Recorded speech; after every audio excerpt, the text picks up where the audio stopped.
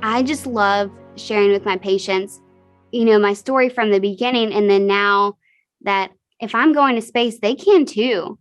And working with these kids, I've gotten to share my story with so many of them, and they all tell me they want to be astronauts now. This is Life's Tough, Explorers Are Tougher, and I'm your host, Richard Wiese. Scratch the surface of an explorer and you'll find an adventure and a great story. This show is about their tales. This podcast is a proud supporter of the Explorers Club and the EC50 Initiative, 50 people changing the world that the world needs to know about. For more information, go to explorers.org. You're set to be the youngest American to travel into space. So, wow. I mean, where do you even start? Thank you. I'm so excited. And the mission is really coming up soon. I think we're at 85 days at this point, but we have just a great crew and we're going to have a wonderful time and help a lot of people along the way. So you've been going through pretty intense training with a crew of 4. It's all civilians. And so what kind of training are you doing? And it's probably a lot different than some of the earlier astronauts. It is different in a way, but also it's some of the classic astronaut training. The first thing we did was centrifuge training to get us accustomed to the G-forces that we're going to feel with launch and reentry. And then it's a lot of studying. They definitely want us to feel comfortable knowing the ins and outs of our spacecraft and what we're going to be doing in space. And we're doing some water survival training. On top of all of that, our commander, Jared, had some really fun ideas to bond us as a crew. And so we hiked and camped on Mount Rainier.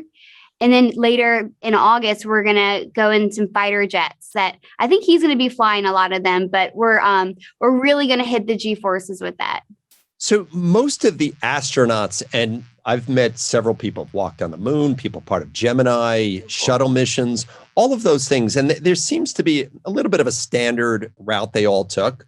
A lot of them were military guys or MIT, Stanford type things. Mm-hmm. But your journey to space really starts as a child. Absolutely. And this mission is being used to raise money and awareness for St. Jude Children's Research Hospital, the place that saved my life and where I now work. So when I was 10 years old, I was treated for bone cancer at St. Jude. And I spent a year here undergoing really intense chemo. And then I also had surgery that saved my leg and ultimately saved my life. And I just loved St. Jude so much. From whenever I was 10, I said, I'm going to grow up and work here. And I never faltered in that choice. And so throughout the years, I knew I wanted to work at St. Jude. I decided to become a PA, a physician assistant. And a year ago, I got my dream job at St. Jude. And it has been incredible. And so you can imagine how shocked I was when St. Jude called me in January and out of the blue asked if I wanted to go to space. What is one's reaction to, do you want to go to space? This isn't exactly a trip to the Grand Canyon or Disneyland. My exact reaction was I kind of laughed. I was like, oh, what? Are you serious? And then I said, yes, absolutely. I want to go. Thought it would be wise to check with my mom. And so I remember getting off that phone call with St. Jude, looking down and my hands were shaking. And I called my mom and I said, you're not going to believe this, but it's true. I just got invited to go to space. And later I'm talking to her. I'm like, do you think I misunderstood them? Like, there's no way they asked me to go to space. And she was like, no, I think you were invited to go to space. And I was like, I was. It's just so unbelievable. And then I was able to give St. Jude the big yes. And then the next week, I was on a flight with Jared out to SpaceX getting fitted for an astronaut suit. Your head must have been spinning. Now, I know this is 4 crew members on this. It's the first all-civilian mission. But the pillars of the mission are different than others. So Jared is the philanthropist behind this mission. And it was really his idea to use this first all-civilian mission to space for good and to benefit these kids with cancer all over the world by benefiting St. Jude. His mission pillar is leadership. He's an incredible leader and he's already an incredible commander. And I was chosen for this mission under the pillar of hope, which for me just feels really full circle because as I was going through cancer treatment in the years that followed, hope was such a big word that really carried me through. And I felt like it was almost kind of like my mantra. I had so many things in my room that said hope. And so when I found out that I'd be representing hope, it just felt so special and such an honor. And then Kristen Broski is representing generosity. We had this contest in February where anyone could donate any amount of money to St. Jude and be entered to win a seat on our mission to space. And out of almost 80,000 people, Chris won that seat. And so he will be representing generosity as he donated money for St. Jude through that process. Our last crew member is Dr. Cyan Proctor, and she is going to be representing prosperity. She's absolutely incredible. I call her my big sis. She calls me her little sis. But what I love about Cyan is she's got this background in science, especially geoscience. And yet she also has this creative side with art and poetry. And I think that's going to be such a special thing that she'll get to bring with us to space. Thinking back at the 10-year-old you, I'm sure there's a lot of things that you'd like to tell her now. But, the one thing that, sort of, I guess, impresses me is that there are people, and very few 10-year-olds who are ever put to that kind of test. What is it that you think that allowed you to hope? And, certainly I know you probably speak to kids at the same age. What is it that you tell them? I definitely feel like I was a product of my environment. St. Jude is this incredibly hopeful place. And our first interaction at St. Jude, whenever I was diagnosed in Louisiana, I came up to Memphis to come to St. Jude. We walked in the doors of St. Jude. My mom walked up to the front desk and she tried to say my name, but she just burst into tears.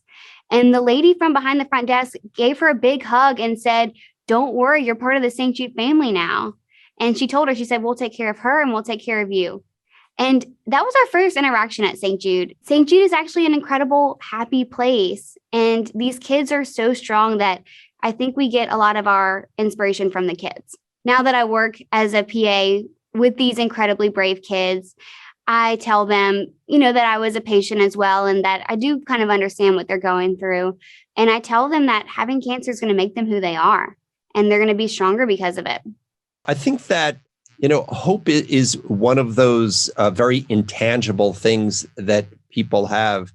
And so you say that cancer sort of has defined you somewhat. Do you ever reflect how your life may have been different? Obviously, you've taken that bad experience and turned it into a plus. My mom and I try to talk about, what would my life look like if I never had cancer? And what would I even be doing with my life? And we both have no idea. St. Jude has just been so ingrained in me since I was a kid. And it's just my favorite place. All I've ever wanted to do is work with these kids. And so I don't know what my life would have looked like if I never had cancer, but luckily I don't have to find out.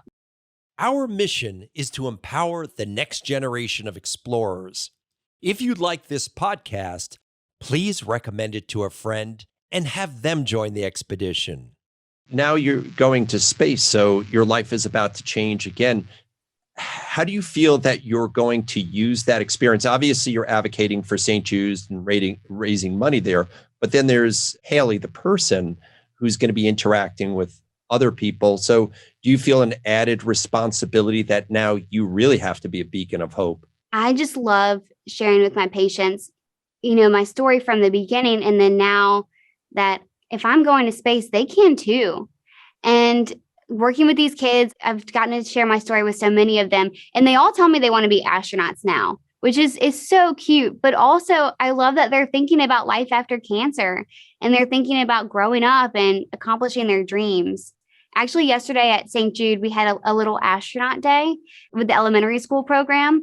And I got to talk to a lot of the different patients, and they asked me really cute questions about what it's like to be an astronaut. They gave me really good advice if I encounter any aliens.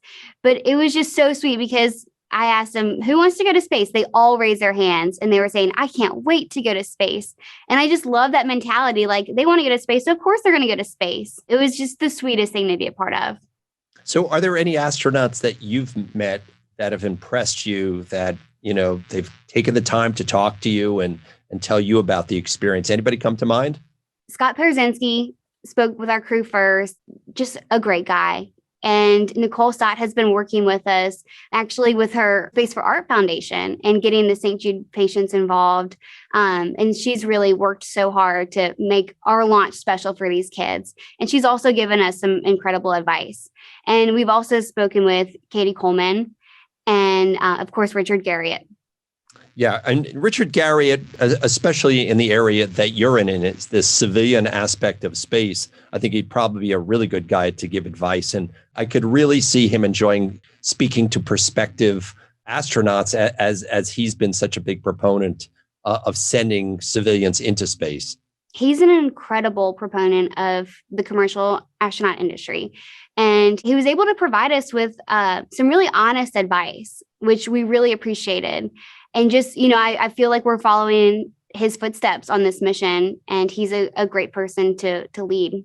So are you a little nervous about aspects of it? I have to tell you, the thought of going to space is very appealing. The idea of sitting on a rocket that, obviously there have been accidents in the past, not so many, but that's got to be something that enters your mind a bit. At this point, I'm not nervous at all. I do think on launch day, I'm going to have some butterflies, but right now I'm just really, really excited. So one of the astronauts that is also a member of the Explorers Club is Kathy Sullivan, first woman to walk in space. And I guess, she flew into space right after the shuttle accident. And she said she actually had the talk with her parents, if so-and-so and so-and-so. Doing anything like that, I hate to be sort of somebody who is looking at the glass half empty on that stuff, but there's got to be things that you're probably going to want to say to your mom or other people before you go up. I will have some talks with my family before I go to space, but honestly, I kind of do anyway. I lost my dad a couple of years ago, and it really showed me how short life is, and especially with what I've been through as a kid. And so I never hesitate to tell my family how much I love them. There are so many people I've met whether they be astronauts, mountain climbers, who've really overcome adversity, not only just to get to where they're going, but on these trips, constantly dealing with that. One of our more famous explorers is a guy named Bertrand Piccard. And he was the first guy to balloon around the world. His father was the first to go into the bottom of the Marianas Trench. Wow. But he said the whole idea behind a crisis is to come out of that crisis better than you started. And that's fantastic. Yeah. It's so true. Yeah, he says that is the whole idea anybody should have in any kind of crisis situation. Yeah. In fact, Captain Picard in Star Trek was named after his grandfather. Oh my gosh. Yeah, he's third generation explorer. What a family. Yeah, that's really cool. Really cool family. And he's a good guy too. Explorers Club has the coolest people. I have two 11-year-old boys and a 13-year-old daughter. And thank goodness they seem very healthy. But, you obviously speak to children who are in a different kind of crisis, but there are also kids who are in crisis and don't have what you'd say, medical issues. So when you meet teenagers and you talk to them about their life or people going into the teens, what do you tell them? Because I think they're in a place where they're neither fish nor fowl. They don't know really where they sort of fit into that. And so sort of going along that whole thread of hope, what is it that you tell kids about how they can live their life? Not everyone has had childhood cancer, but everyone has had to overcome something. And so I just really try to share with these kids to keep holding on, that things will get better. And also, you never know when your life will change. You never know when you'll get a phone call that will just change everything, like I did with the invitation to go to space. And just attitude is really a lot. For me, having a positive attitude and just a zest for life has carried me through some hard times. And so just remembering how important it is to look on the brighter side. So I'm kind of curious, Hayley. I've always felt myself a bit of an optimist, but you hear people say, you've got to be positive. You've got to have a great attitude. But what does that really mean? Like your life, whether you've just been diagnosed with cancer or parents are getting divorced, what is it that you told yourself? Definitely being positive doesn't mean always forcing yourself to be happy. I think when something really difficult happens, like whenever you get a difficult diagnosis or someone in your family, it's okay to mourn. And I tell my families this, but also just at the same time, holding on to that spirit of things will get better, and just hanging in there on the difficult days, I think is really important. So you're going to be up there for what, 3 days? 3 days. So did Richard Garriott tell you about the overview effect? He shared that with me. I've spoken with a couple of different astronauts about it because I just find it so fascinating. Yeah, and I think that's going to be a life-altering experience. Hayley, thank you so much for coming on and really sharing some of your thoughts. I think that life is very funny how it sort of takes these twists and turns. And, I wouldn't wish childhood cancer on anybody, obviously, but you're such an inspiration that you've taken something that could have defined you in a negative way. You've turned that into hope and inspiration, and now you've taken it a next step forward. So the world is a better place for having you on this earth. So I wish you luck, and I'll be watching. That's really kind for you to say. Thank you so much. I definitely feel like my life is better because I had my journey and then I had St. Jude. All right, Hayley, thank you so much for taking the time out, and good luck with your reading, your studying, and whatever you have to do on this mission. It's Thank you so fun. much. Yeah, it's so fun. I hope you enjoyed our podcast. Now we have a little favor to ask. We'd really appreciate your support, so make sure to leave us a 5-star review and hit that subscribe button so you'll never miss another episode. See you out on the trail.